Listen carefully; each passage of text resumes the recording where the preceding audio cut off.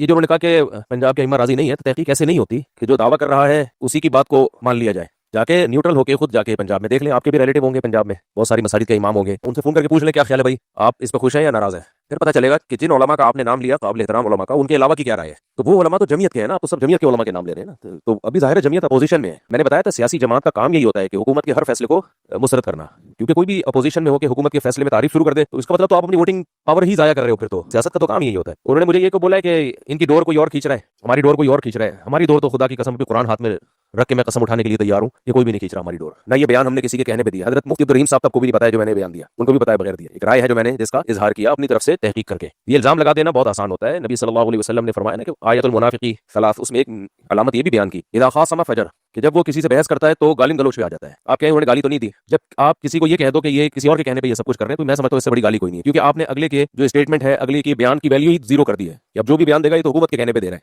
तो मैं कुरान पे अभी भी कसम उठाता हूँ वल्लाह कि ना ये मैंने हुकूमत के कहने पे किया, ना हुकूमत से मेरा कोई लेना देना है। तो हमारे तो सही होने की बड़ी अलामत ये है कि जब इमरान खान ने ये काम किया था तो भी हमने तारीफ की थी, मुस्लिम लीगियों ने किया तो भी हमने तारीफ की। हालांकि अगर हम हुकूमत के पिट्ठू होते या किसी सियासी जमात के पिट्ठू होते तो जब इमरान खान करता तो हम मुस्लिम लीगियों ने तारीफ की थी या बुराई की थी? बुराई की थी। अब मुस्लिम लीगी खुद कर रहे हैं तो पीटीआई वाले अच्छाई कर रहे हैं, बुराई कर रहे हैं, बुराई कर रहे हैं। हमारी तो पॉलिसी है, हुकूमत जो अच्छा काम करेगी उसको अच्छा कहेंगे, इसमें हुकूमत का पिट्ठू होने वाली कौन सी बात होगी? क्योंकि हम खुद इमाम है, इसलिए हमने तारीफ की है कि उलमा को अगर कुछ प्रोटोकॉल मिल रहा है, पैसे मिल रहा है, वेल डन, सुभान अल्लाह, बहुत अच्छा। जरदारी भी ये काम करता, मौलाना फजल रहमान भी ये काम करते तो बहुत अच्छा। और इसी तरह केपीके के बारे में जो बात की है कि केपीके में फलां इमाम, वो हालात देख के हमें अंदाजा हुआ है कि जी वो कैसे वो हुकूमत के फेवर में बातें कर रहे हैं और कैसे वो हालात देख के अंदाजा हुआ है। हुकूमत के फेवर में सियासी जमातें जब उनको कोई सीट वीट मिल जाती है ना, तो जितना वो हुकूमत को फेवर देती है इतना कोई भी नहीं देता। ये आप जनरल मुशर्रफ से भी पहले के दौर से आप देखते चले जाओ, जो हुकूमत में होगा वो खिलाफ ही होगा, आप उसके खिलाफ ही होगे। लेकिन जब आपके साथ कोई बार्गेनिंग हो जाए तो फिर आप जो फेवर देते हो वो सबको पता है, मेरा ख्याल है उस पर दो राय नहीं है। और हम तो उसकी भी तावील करते हैं कि भाई सियासी हिकमत का तकाजा ही है। बाकी केपीके में भी किसने क्या देखा आप जाके देख के आओ। आप अपने अपने गांव में, इलाकों में फोन करो, जिस जिस इमाम को मुराद मिल रही है, हाँ भाई कोई शराइतनामा तुमसे लिखवाया गया, कोई तुम्हें पर्चे पकड़ाए गए हैं बयान करने के लिए। अगर हुकूमत ने केपीके में पर्चे पकड़ाए हैं तो उसका इस वजीफे से कोई ताल्लुक नहीं है। मुझे नहीं पता पकड़ाए कि नहीं पकड़ाए, अगर पकड़ाई भी है तो आप जाओ जरा उन आइमा किराम से पूछो। आप लोग फोन करो, आज